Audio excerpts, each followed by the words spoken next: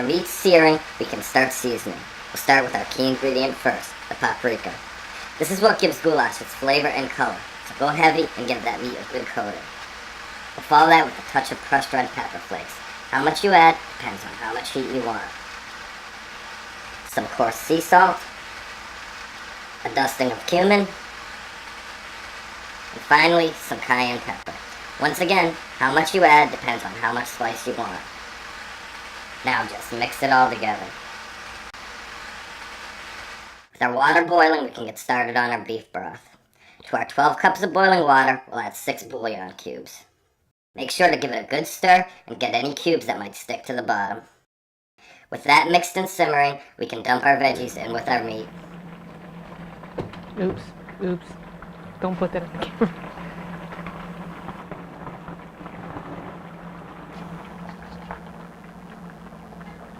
Then we slowly add our beef broth, making sure not to overfill. Any remaining broth, just put to the side. You can add it later as the goulash begins to reduce. Give it one final stir before covering and reducing the heat to a simmer. Believe it or not, the hard part is done. Good, I'm going on Facebook then. Not so fast. We gotta get started on dessert now. Whatever. Since you're so culinarily inexperienced, we'll do something real easy. A nice simple punch bowl cake. But since we're using chili bowls, I guess they'd actually be chili bowl cakes. Do you get what easy is supposed to sound like? Just take a look in the fridge. I think I saw some shit in there we could use. All I see is steak and mustard.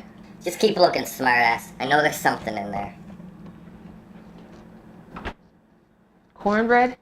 Yeah, that's the stuff. Now if you take another look, I saw some heavy cream and strawberries in there. Grab those too. To turn simple whipping cream into a creamy dessert, all you need is a bowl that's been chilling in the freezer and a mixer. I don't know why a bowl that's been in the freezer, but according to every website we looked at, they said to use a frozen bowl. So who are we to argue? For our 4 chili bowl cakes, we'll start with half a quart of heavy cream. If you need more, just make it as you need, because as you'll see, it takes minimal time and effort. Start with the lowest speed, and as the cream starts to gain body, keep going faster until you reach the highest speed.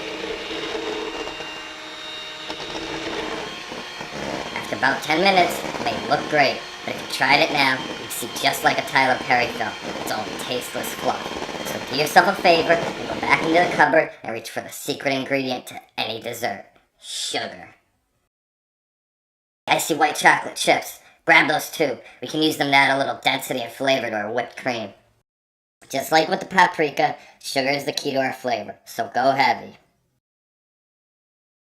Finish it off with some white chocolate chips, and then we get back to our mixer. Start slow again to avoid any damage from chip crossfire. But once again, make your way up to top speed.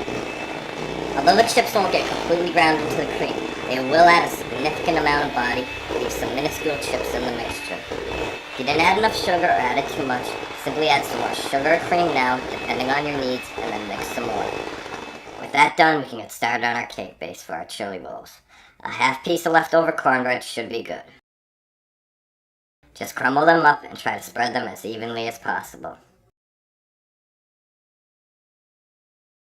Then simply spread our mixture. 2 spoonfuls should be good.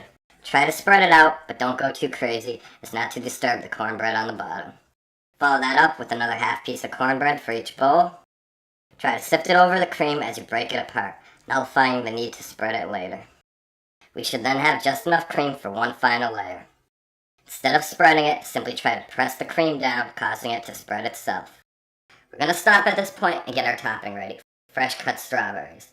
However, if you have the need or space, you can always add another layer or 2.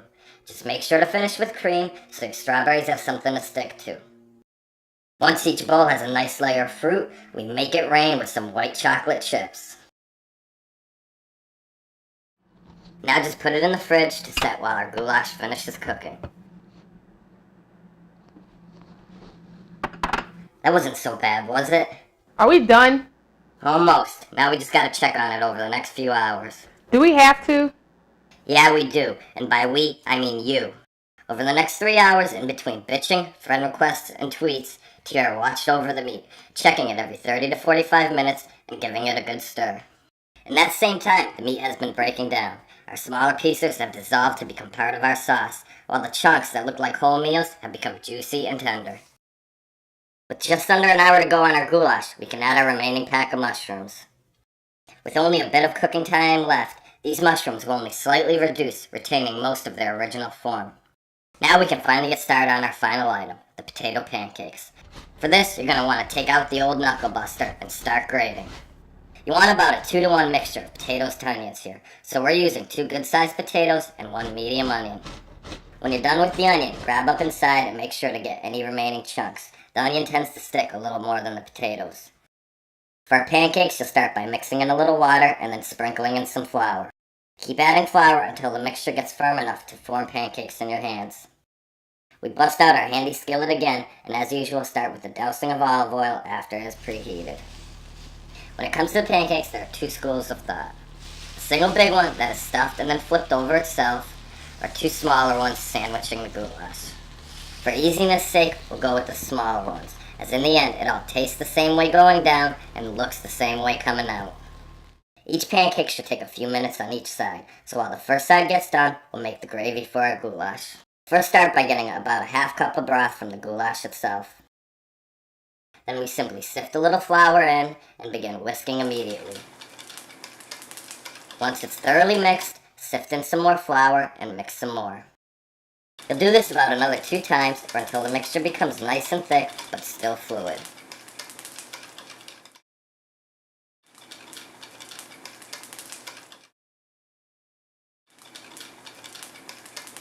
Once ready, simply stir it into our goulash. After this, if your goulash isn't thick enough, repeat the process. However, if for some reason it has reduced too much and is now too thick, simply add some more beef broth and then let it simmer a few minutes more.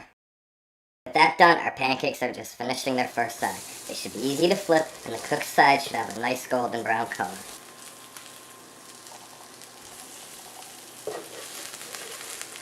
As the other side finishes, we can prep our garnish. Unlike most garnishes, this one is edible and has a purpose other than show. Scallions are a great way to add color to any dish as well as flavor. Start by cutting off the dead ends and then simply slice the green part into about 1-inch pieces. We're almost there, kid, just final assembly. Start with a pancake, cover it with a hearty scoop of meaty goodness. Top it with another pancake, then ladle out some gravy.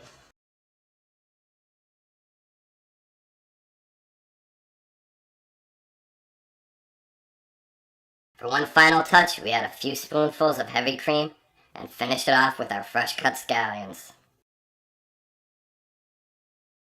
Now just grab our dessert, which by now should be nice and firm, and our meal is finally ready. Looks pretty good from here, and you didn't even need any bullshit degree. So why don't you top our ex-host one last time and come up with a decent outro. Deuces. Ouch.